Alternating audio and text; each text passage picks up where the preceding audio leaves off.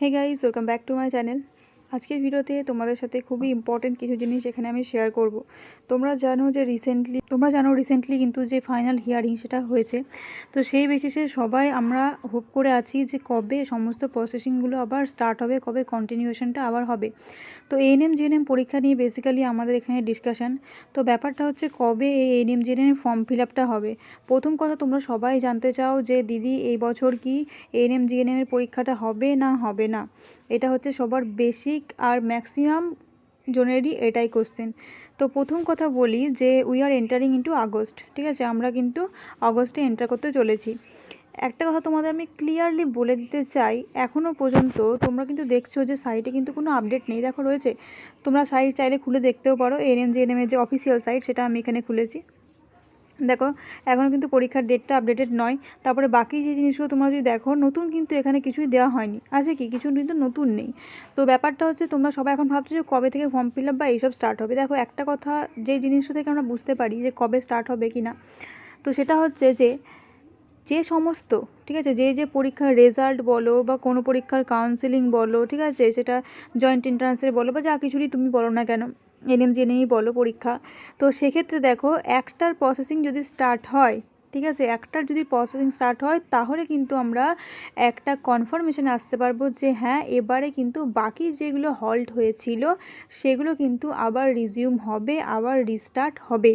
যতদিন না পর্যন্ত একটা কিছু স্টার্ট হচ্ছে ততক্ষণ কিন্তু আমরা ধরতে পারছি না যে এই বছরের পরীক্ষা এক্স্যাক্টলি হবে নাকি হবে না।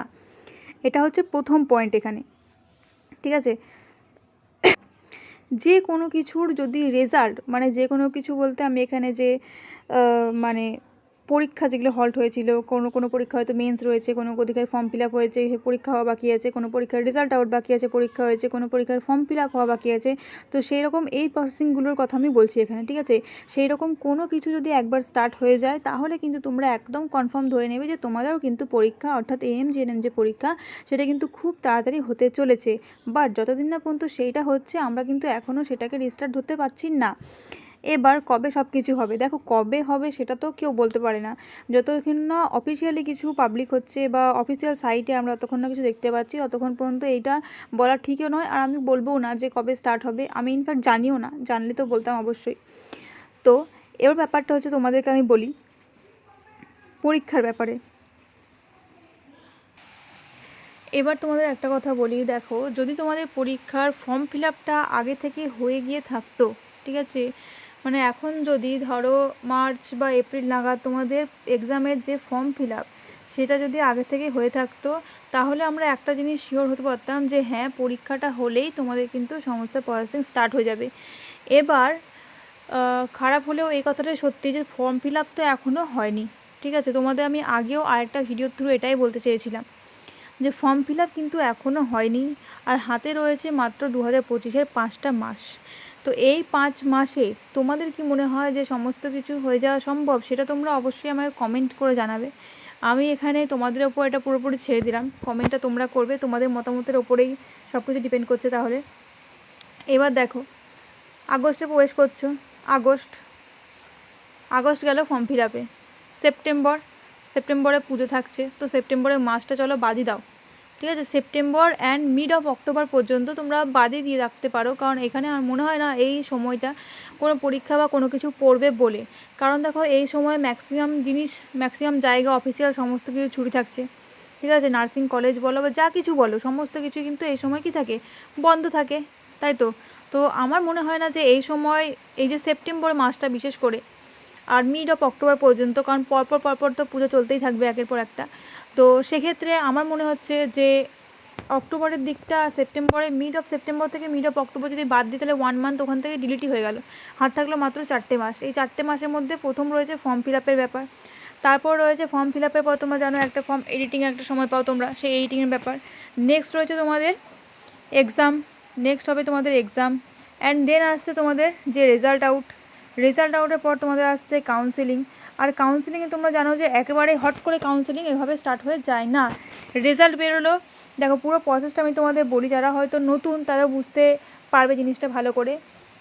প্রথমে তোমাদের ফর্ম ফিল আপ হবে, তো ফর্ম ফিল আপের জন্য ধরো 25 দিন মিনিমাম তোমার টাইম পেলে, 25 বা 20 এইরকমই টাইম থাকে, আই থিঙ্ক 20 দিন থাকে মেবি, তো আমি 20 দিনই ধরলাম এখানে। তারপর কিছুদিন পরে আবার টাইম দেওয়া হয় যেখানে কিছু এডিটিংয়ের জন্য, মানে যদি তোমার কোনো ডকুমেন্টে তুমি ভুল কিছু আপলোড করে থাকো সেটা তুমি পরে যদি দেখতে পাও, তো এইরকম উইন্ডোটা আবার ওপেন করা হয় এটা ঠিক করার জন্য, কারেকশানের জন্য।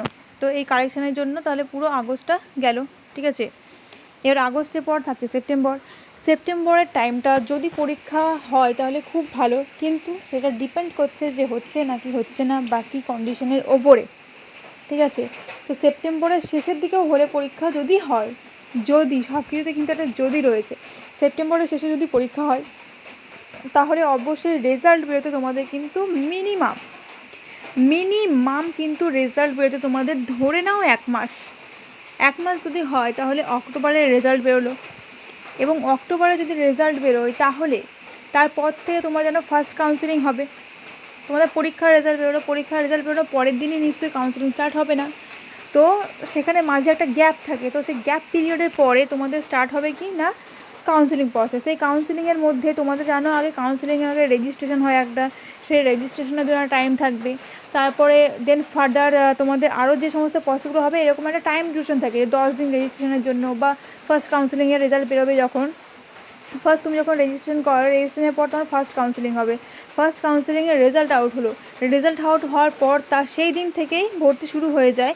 তো 1 সপ্তাহ মতো টাইম দেওয়া হয়, যেমন ধরো ফার্স্ট কাউন্সেলিংয়ে যাদের নাম এনলিস্ট হয়েছে তারা ফার্স্ট কাউন্সেলিংয়ে সেই কলেজে গিয়ে কিন্তু রিপোর্ট করে, ঠিক আছে, সেই কলেজে গিয়ে ভর্তি হয়, তো তার জন্য মিনিমাম তো 1 সপ্তাহ থাকবেই। তারপরে তোমাদের বেরোবে কিছুদিন পর আবার সেকেন্ড কাউন্সেলিংয়ের রেজাল্ট বেরোনোর পর আবার তোমাদের সেকেন্ড কাউন্সেলিংয়ে যে ভর্তি হবে যারা, তাদের জন্য 1 উইক টাইম থাকলো ধরো, অ্যান্ড দেন তোমাদের বেরোবে থার্ড কাউন্সেলিং। যদি না হয় বাদ দিলাম আমি, মপ আপ থাকে একটা তোমাদের মপ আপ রাউন্ড, ঠিক আছে। সেই মপ আপ রাউন্ডের জন্য আবার তোমাদের একটা রেজিস্ট্রেশন করতে হয়, সেই রেজিস্ট্রেশনের পর তোমাদের আবার মপ আপের রেজাল্ট বেরোয়, কারণ মপ আপে সবাইকে পার্টিসিপেন্ট হিসেবে নেওয়া হয় না, যারা রেজিস্ট্রেশন করে তাদেরকে কিন্তু মপ আপের মধ্যে ধরা হয়।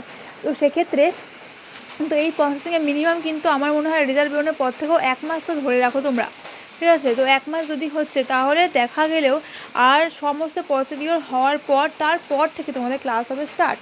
তো এইবারেই তোমরা জানো, মানে এইবার বলতে আমি আগের বারের কথা তোমাদের বলি, 2024 সালে যারা চান্স পেয়েছিল তাদের কথা আমি তোমাদের বলি, তাদের পরীক্ষাটা তোমরা জানো হয়েছিল হচ্ছে আগস্টের 4 তারিখে, ঠিক আছে। আগস্টের 4 তারিখে পরীক্ষা হয়েছিল, আগস্টের 4ই তো পরীক্ষা হয়েছিল আই থিঙ্ক। দেখো আগস্টের 4 তারিখে 2024 সালে পরীক্ষা হয়েছিল, আর সেশন স্টার্ট হয়েছে ডিসেম্বরের 1 তারিখে, ঠিক আছে। সেশন স্টার্ট হয়েছে ডিসেম্বরের 1 ডিসেম্বর থেকে কিন্তু সেশন স্টার্ট হয়েছিল।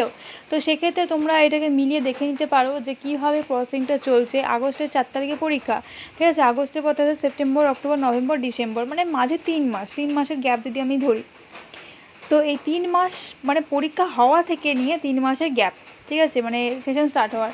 তাহলে ভাবো তোমরা যে তোমাদের কিন্তু ফর্ম ফিল আপ হয়নি, মেন ব্যাপার হচ্ছে ফর্ম ফিল আপ। ওই জন্য আমি তোমাদের বললাম ফর্ম ফিল আপটা যদি আগের থেকে হয়ে থাকতো তাহলে আমরা একটা সিওরিটিতে আসতে পারতাম যে হ্যাঁ খুব তাড়াতাড়ি পরীক্ষা হতে চলেছে, সমস্ত কিছু যখন ফাইনালাইজ হয়েই গেছে, তো এবারে জাস্ট বাকি আছে পরীক্ষাটা। কিন্তু দ্য মেন প্রবলেম ইজ আমাদের এখনও ফর্ম ফিল আপই হয়নি, ঠিক আছে। তো এখানেই কিন্তু মেন জিনিসটা, ফর্ম ফিল আপটা যদি একবার হয়ে যায় তাহলে আমরা সব কিছু ধরে নিতে পারবো যে হ্যাঁ খুব তাড়াতাড়ি এইগুলো স্টার্ট হবে। যেহেতু ফর্ম ফিল আপের জন্যই আমরা এখনও ওয়েট করছি। তো আমার যেটুকু ধারণা, যেটুকু আমি থ্রু আউট দ্য ইয়ার্স দেখছি 21, 22, 23, 24, তো সেই হিসেবে আমার মনে হয় এই বছরে মানে সেশনটা, ঠিক আছে, এই বছরের সেশনটা আই থিঙ্ক এটা কিন্তু নেক্সট ইয়ার থেকে শুরু হওয়ার যতদূর সম্ভাবনা রয়েছে। এবার অনেকে তোমরা ভাবছো যে দিদি এবারে কি ইয়ের ওপর পরীক্ষা হবে নাকি, মানে পরীক্ষা হবে না নাম্বার বেসিস হবে কি না, তো এটাও অনেকদের টেনশনের একটা কারণ রয়েছে। কারণ নাম্বার বেসে হলে হয়তো ওদের প্রিপারেশন ভালো রয়েছে, তারা চান্স নাও পেতে পারে, হয়তো এই সাথে নাম্বার ভালো নেই, এরকম তো হতেই পারে। কারণ নাম্বার বেসিসে হলে তোমরা জানো মোটামুটি কিন্তু তোমাদের এখন আর্টসের যা নাম্বার ওঠে সেই হিসেবে যারা মোটামুটি 88% কাছাকাছি রয়েছে, ঠিক আছে, 88% কাছে তাদের শিওর হবে। এবার এর থেকে কমে যেতেই পারে, না যাওয়ার কিছু নেই, আমি এখানে কনফার্মেশন কিছু বলছি না। যেহেতু এখন খুব বেশি বেশি নাম্বার ওঠে তাই জন্য মানে কোয়েশ্চেন প্যাটার্ন অনুযায়ী এখন এইচএসের নাম্বার তোমরা দেখবে খুবই হাই নাম্বারগুলো থাকে, ঠিক আছে, মানে সবই প্রায় 420, 430 এরকম ম্যাক্সিমাম নাম্বারই শোনা যায়। আর যদি রেজাল্ট বেসিসে হয় তাহলে আমার মনে হয় বেশিরভাগ ক্ষেত্রে আর্টসের মেয়েরাই চান্স পাবে, কারণ সেক্ষেত্রে কিন্তু পার্সেন্টেজ ওয়াইজ যদি দেখি তো নাম্বার কিন্তু ওদের ক্ষেত্রে অনেকটা বেশি থাকে। ঠিক আছে। তো সেক্ষেত্রে যারা সায়েন্সের স্টুডেন্ট তোমরা রয়েছো এবং এনএম জিএনএম এক্সাম চাইছো, তাদের ক্ষেত্রে একটা মানে নেগেটিভ ইম্প্যাক্ট পড়তে পারে। হয়তো প্রিপারেশান তোমাদের ভালো, বাট সেক্ষেত্রে যদি হয়, কারণ এখন কিছু বলা যাচ্ছে না, প্রিপারেশান তোমরা অবশ্যই চালিয়ে যাবে। সব কিছু বাদ দিয়ে এখন তোমাদের একটাই কাজ, সেটা হচ্ছে প্রিপারেশান চালিয়ে যাওয়া। ঠিক আছে, যদি পরীক্ষা না হয় তো সেটাও আমাদেরকে মেনে নিতে হবে, কারণ এতে আমাদের কিছু করার নেই। এইটুকুই আমি তোমাদের এই ভিডিও থ্রু বলতে চাইছিলাম। এবার আমি যে বললাম 88%, সবাই আবার 88% ধরেই বসে থেকে না যে এর থেকে আমার কম আছে তাহলে আমার হবে না, বা এর থেকে বেশি আছে আমার হয়ে যাবে। দেখো সব কিছুই ভ্যারি করছে, কারণ এর আগের বছরে কেমন নাম্বার হয়েছে স্টুডেন্টদের, তার আগের বছরে কেমন নাম্বার হয়েছে, বা এই বছরে কেমন নাম্বার হয়েছে, সেগুলোর ওপর সমস্ত কিছু ভ্যারি করছে না। এভাবে কোনো কিছু একদম অ্যাপ্রক্সিমেট বলে দেওয়া যায় না যে হ্যাঁ এটা হলে তুমি পেয়ে যাবে না, ওটা হলে তুমি পাওয়া যাবে না। তো এরকম কিছু কিন্তু অ্যাপ্রক্সিমেট বলা যায় না। তো 88% আমি জাস্ট একটা বললাম, যেহেতু নাম্বার এখন খুব বেশি উঠছে সেই জন্য একটা ধরে আমি এটা তোমাদের বোঝাতে চাইলাম। ঠিক আছে, তো যাদের মোটামুটি ধরো মিনিমাম 84%-এর বেশি রয়েছে, অ্যাবভ 84%, এটুকু আমি গ্যারান্টি দিয়ে বলতে পারি, অ্যাবভ 84% যাদের এইচএসে মার্ক রয়েছে, তাদের ক্ষেত্রে 90% চান্স আছে কিন্তু তোমাদের এবছরে যদি নাম্বার বেশিতে হয় বাই এনি কেস, তো সেক্ষেত্রে তোমাদের চান্স রয়েছে যে এবছর তোমরা পেয়ে যাবে। এবং যাদের পরীক্ষায় দেখা গেল যে প্রিপারেশান ভালো নেই, বাট হলো না পরীক্ষা, যদি এরকম হয় তো সেক্ষেত্রে তাদের জন্য এটা পজিটিভ একটা দিক হয়ে যাবে। কিন্তু আমরা কখনোই হাল ছাড়াবো না, প্রিপারেশান আমরা চালিয়ে যাব, কারণ কোনো কিছু আমরা জানি না, যে কোনো মুহূর্তে ফর্ম ফিল আপ স্টার্ট হতে পারে, যে কোনো মুহূর্তে পরীক্ষা হতে পারে। এখন দুটোই 50-50 কাজ করছে, সো কোনোটাকেই তোমরা প্রপারলি মেনে নিয়ে কিন্তু বসে যাবে না। ঠিক আছে, তোমাদের কাজ হচ্ছে প্রিপারেশান চালিয়ে যাওয়া, বাকি বোর্ড যেটা ডিসাইড করবে সেই জিনিসটাই হবে, কিন্তু আমাদের যেটা কাজ সেটা আমরা চালিয়ে যাবো, সেটাকে আমরা হল্ট করব না। একদিন যখন তোমরা ওয়েট করেছো, তোমরা লং ওয়েট করেছো, সো তোমরাই নয় আমরাও এখনও ওয়েট করছি। তো ওয়েট করা ছাড়া এখন আমাদের কাছে কিছু করারও নেই। একদিন যখন ওয়েট করেছো, একদিন যখন প্রিপারেশান নিয়েছো, সেটাকে তোমরা কোনো মতেই হল্ট করো না, এই জিনিসটাকে হাল ছেড়ে দিও না। কারণ পরীক্ষা যদি হয় সেক্ষেত্রে একদম এইবারেই কিন্তু তোমাদের চান্স পেতেই হবে। ঠিক আছে, দেরি হয়েছে কিন্তু সেশনটা যেন তোমাদের মিস না হয়ে যায়, সেই হিসেবে কিন্তু তোমাদের প্রিপারেশান চালিয়ে যেতে হবে। তো এই ভিডিও থ্রু এইটুকুই আমি তোমায় জানাতে চাইলাম। অনেকেরই অনেক কোয়ারিজ থাকে তোমাদের, তো সেক্ষেত্রে আই হোপ ভিডিওটা তোমার জন্য অনেকটা হেল্পফুল হবে। বাকি যদি তোমাদের কোনো কিছু জানার থাকে এক্সাম রিলেটেড, যদি ফর্ম ফিল আপ স্টার্ট হয়, সেটাও তো আমি তোমাদের সমস্ত কিছু জানাবো এই ভিডিওর থ্রু, তো সেটা তোমরা অবশ্যই আমার ভিডিও দিয়ে জেনে যাবে। আর আদার্স যদি কিছু তোমাদের কোয়ারিজ থাকে অবশ্যই তোমরা কিন্তু আমাকে কমেন্ট করে জানাতে পারো। ওকে, সো আজকের জন্য এইটুকুই, দেখা হচ্ছে নেক্সট ভিডিওতে নতুন কিছু টপিকের সাথে।